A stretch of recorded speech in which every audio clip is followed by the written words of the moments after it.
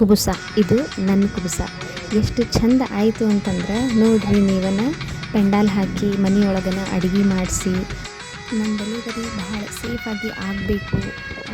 ಮಗು ತಾಯಿ ಇಬ್ಬರೂ ಆರೋಗ್ಯಕರವಾಗಿ ಇರಬೇಕು, ನನ್ನ ಮಗುವಿನ ಆಯಸ್ಸು ಗಟ್ಟಿಯಾಗಿರಬೇಕು ಅಂಥೇಳಿ ಎಲ್ಲ ಮುತ್ತೈದೆಯರೂ ಆಶೀರ್ವಾದ ಮಾಡಿದರು.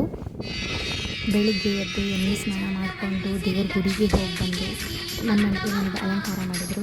ನಾನು ಅಂದ್ಕೊಂಡಿದ್ದೆ ನನ್ನ ಜೀವನದೊಳಗೆ ಈ ಥರ ಕುಬ್ಸಾನ ಮಾಡ್ಕೊಳಕ್ಕಾಗುತ್ತೋ ಇಲ್ಲ ಅಂಥೇಳಿ. ಆದರೆ ಅದು ಹಾಗಾಗಲಿಕ್ಕೆ ನನ್ನ ಆಜು ಬಾಜು ಮನೆಯೊಳಗಿರುವಂಥ ಅಕ್ಕ ತಂಗಿರು ಯಾರೂ ಬಿಡಲಿಲ್ಲ.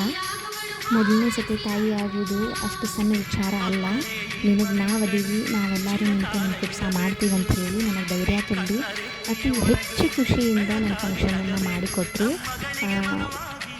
ಅರ್ಜೆಂಟ್ನಾಗ ಆದ್ರೂ ಎಲ್ಲನೂ ಯಾವುದನ್ನೂ ಕಡಿಮೆ ಆಗಲಾರ್ದಂಗೆ ಮಾಡಿಕೊಟ್ರು.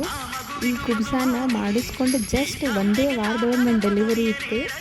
ಕುಬ್ಸ ಆಗುತ್ತೋ ಇಲ್ಲ ಅಂತ ಟೆನ್ಷನ್ನೇ ಜಾಸ್ತಿ ಇತ್ತು. ಬಟ್ ಮೇಲೊಬ್ಬ ಇರ್ತಾನೆ, ಅವ ಎಲ್ಲ ನೋಡ್ತಿರ್ತಾನೆ, ಯಾರಿಗೆ ಏನು ಸಿಗಬೇಕು ಅಂತನ್ನೋದು ಅವನಿಗೆ ಗೊತ್ತಿರುತ್ತೆ. ನನ್ನ ಆಸೆ ವಿರುದ್ಧವಾಗಿ ಈ ಜೀವನದೊಳಗೆ ಏನೇನೋ ಆಗ್ಬೋದು, ಆದರೆ ಈ ಫಂಕ್ಷನ್ ಚೆನ್ನಾಗಾಗಬೇಕು ಅಂತನ್ನೋದು ಅವನಿಗೂ ಮನಸ್ಸಿನಾಗಿತ್ತು ಕಾಣಿಸ್ತದೆ.